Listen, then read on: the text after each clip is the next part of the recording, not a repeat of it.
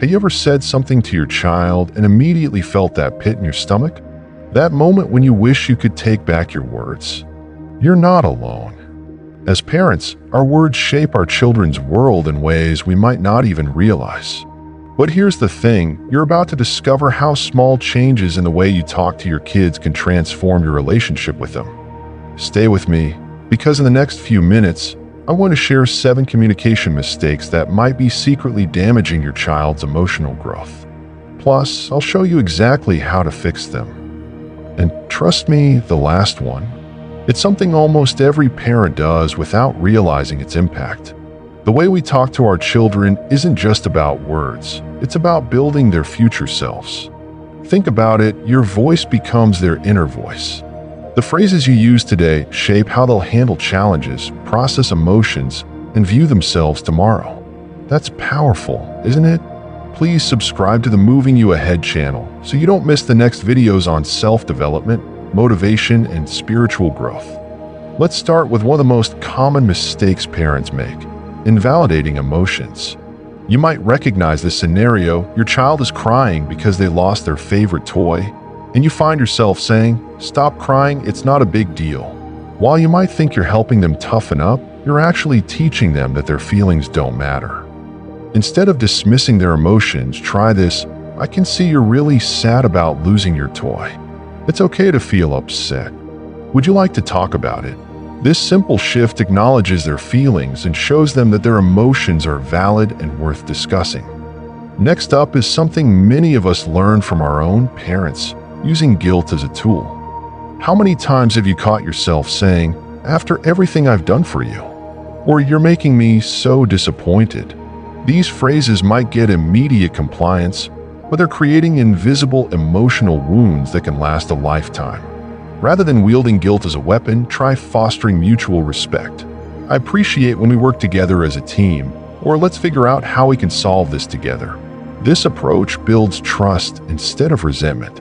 Overcriticism is another silent relationship killer. Constantly pointing out mistakes with phrases like "You always mess things up," or "Why can't you do anything right?" might seem like motivation, but it's actually crushing your child's confidence. Instead, try this: "I see you're having trouble with this. What part feels challenging? Let's work on it together." When explaining things to our children, many of us fall into the trap of overloading them with information. We launch into lengthy lectures, thinking more words equal better understanding. But here's what actually happens. Their young minds get overwhelmed, and they tune out completely. The solution? Keep it simple and focused. Instead of a 10-minute lecture about responsibility when they forget to clean their room, try, "I notice your room needs tidying. What's one thing you could start with?" This approach makes the task manageable and helps them develop problem-solving skills. Let's talk about nagging, that repetitive cycle of "How many times do I have to tell you?" We've all been there, repeating ourselves until we're blue in the face. But here's why it doesn't work. Children become immune to repeated commands, just like we tune out background noise. Instead of getting stuck in a nagging cycle, try modeling the behavior you want to see and acknowledging when they get it right. "I noticed you remember to hang up your coat today. That really helps keep our home tidy." This positive reinforcement is far more effective than constant reminders. Now let's dive into something that might hit close to home: the power of how we frame our words. Have you ever caught yourself saying, "Why can't you be more like your sister?" or "Look how well your friend does it"? These comparisons might seem motivational, but they're actually doing something far more damaging. Every child is unique, with their own special gifts and challenges. When we constantly compare them to others, we're unknowingly sending a message that they're not good enough as they are. Instead, try celebrating their individual progress. "I love how you found your own way to solve that problem." Or, "I notice you're getting better at this every time you try." Furthermore, our choice of words can either build or break confidence. Many parents default to negative phrasing without realizing it. Phrases like "Don't be so careless" or "You're so messy" might seem like normal corrections, but they're actually planting seeds of self-doubt. The solution? Flip these phrases into positive, actionable guidance. "Let's try being extra careful with this," or "What could we do to keep things more organized?" Another crucial aspect of effective communication is creating space for two-way conversations.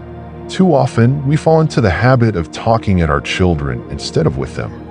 We dominate discussions with our own viewpoints, leaving little room for their thoughts and feelings.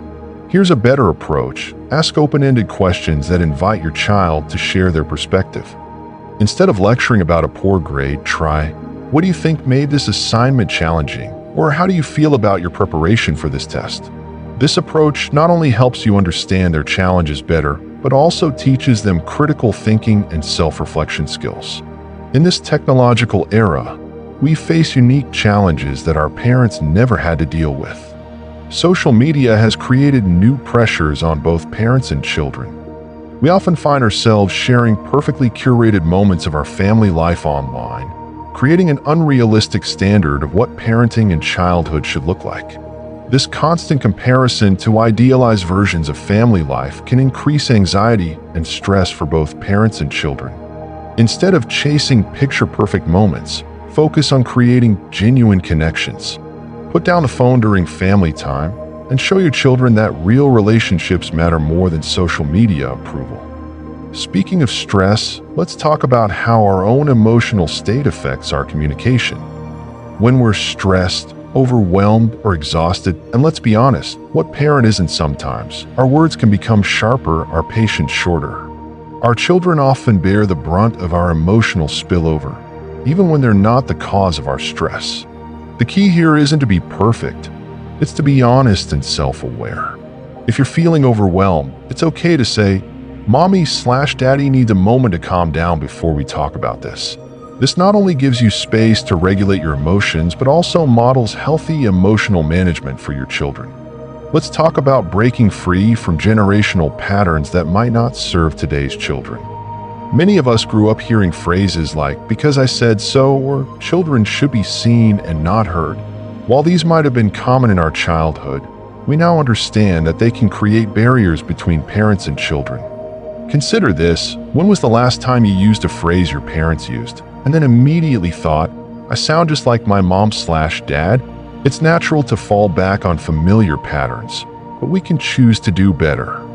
Instead of shutting down conversations with authoritative statements, try explaining the reasoning behind rules.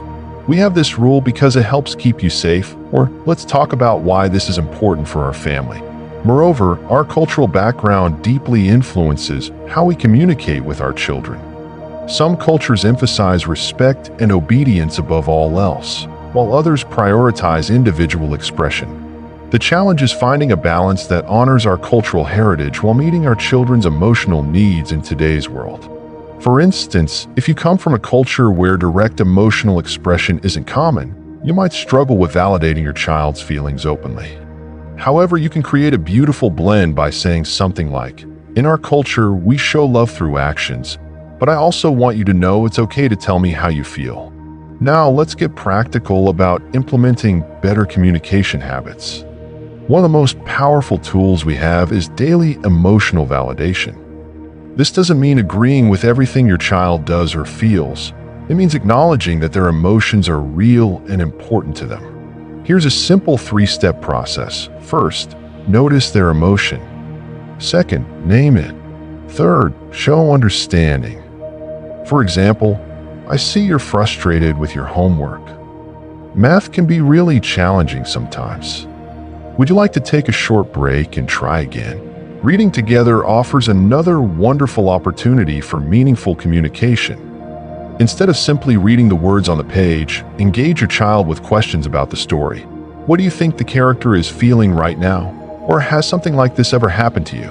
This technique, called dialogic reading, helps develop critical thinking skills while creating natural opportunities for emotional discussions. Perhaps most importantly, we need to model the behavior we want to see. This includes admitting our own mistakes and showing accountability. When you mess up, and we all do, don't be afraid to apologize to your child. A simple, "I'm sorry I raised my voice earlier. That wasn't the right way to handle the situation," teaches them more about responsibility and emotional maturity than any lecture could. Remember, these changes don't happen overnight, and that's okay. Start with one small change this week. Maybe focus on catching yourself before making comparisons, or practice validating emotions for just one day. Small, consistent changes lead to significant transformations in your relationship with your children. As we wrap up our journey through better parent-child communication, let's take a moment to reflect on the key ideas we've explored together. We've learned that the way we speak to our children isn't just about the words we choose. It's about building the foundation for their emotional well-being and future relationships.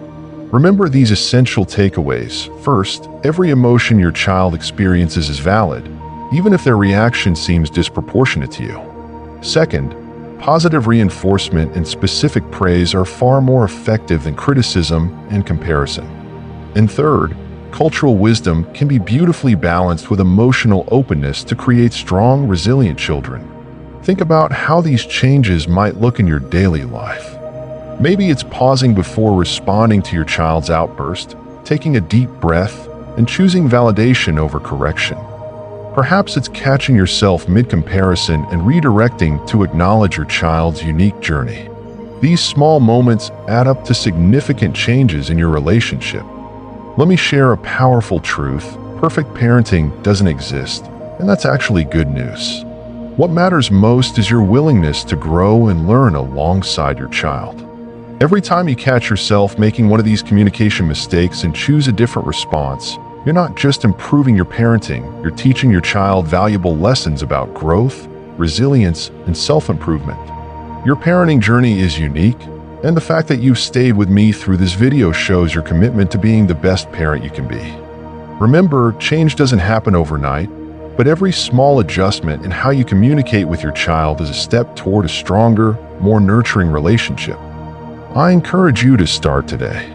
Choose just one of the communication habits we've discussed and focus on it this week. Notice how small changes in your words create subtle shifts in your child's responses. Be patient with yourself as you practice these new patterns. Remember, you're not just changing habits, you're reshaping your entire approach to parent-child communication. If you found value in today's video, please take a moment to like and subscribe to our channel. Your support helps us reach more parents who are on the same journey of growth and learning. Share your thoughts and experiences in the comments below. What communication patterns have you noticed in your own parenting? What changes are you most excited to try? Your story might be exactly what another parent needs to hear. And don't forget to hit that notification bell so you don't miss our upcoming videos on self-development, motivation, and parenting wisdom. Together, we're building stronger, more connected families, one conversation at a time. Thank you for being part of this important discussion. Until next time, remember, your words have the power to shape your child's future. Choose them with love, intention, and understanding. See you in our next video.